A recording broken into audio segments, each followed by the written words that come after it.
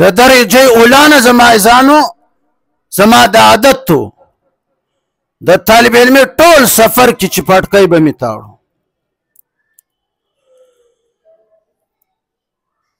مولانا صاحب ډېر خوشحاله مولانا بجلیګر صاحب رحم الله چې ته پټکۍ په ډېر ښکلي انداز تړي لیکن 2002 کې اکوړه خټک کې مې د مولانا صاحب په مشوره باندې داخله واخیسته دوره حدیث ته هر جمعه به پېښور ته بالا ماڼۍ ته مولانا صاحب ته راتلم یو جمعه داسې وه چې ما ټوپۍ واخیسته ټوپۍ داسې ښکلې وه مې په سر کړه پټکۍ مې ونه تاړو مال ټوپۍ به پټه شي پېښور ته راغلم مولانا صاحب کرسۍ کې ناست جمعې ورځ داسې ناست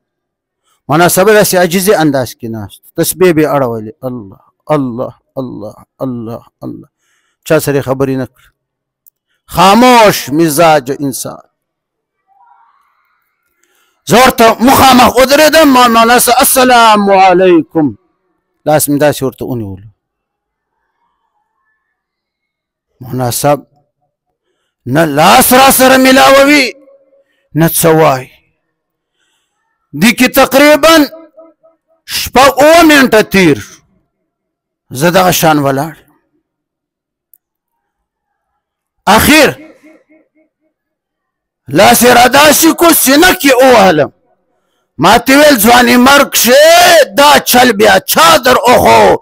چې د درجه اولا نه پټکۍ چلېدی او چې دوره حدیث ته رالې د رسول الله احادیثو ته کېنستې دا کونه دې په سر ایښې ده که نه دا د آس کونه دې په سر کړې ده ټوپۍ لرې کړې ده ټوپۍ مال توبه توبه مولانا صاحب بس دا ځل مې معاف کړه بیا به تر مرګه پورې چېرته ټوپۍ په سر نه کړمه پټکۍ به تړم ویل ټیک لاس یې را سره ملاو کړو کېنستم قلم کاغذ به ما راوایستو د جیبه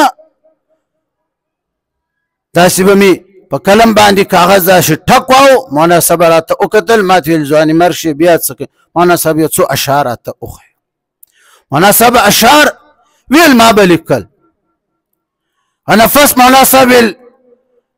جمعې وخت پوره ده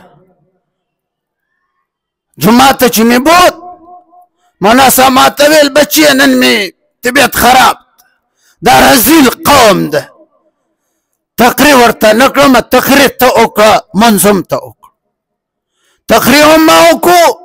منظ هم ما پړاو مانځه نه پسې په دې شا داسې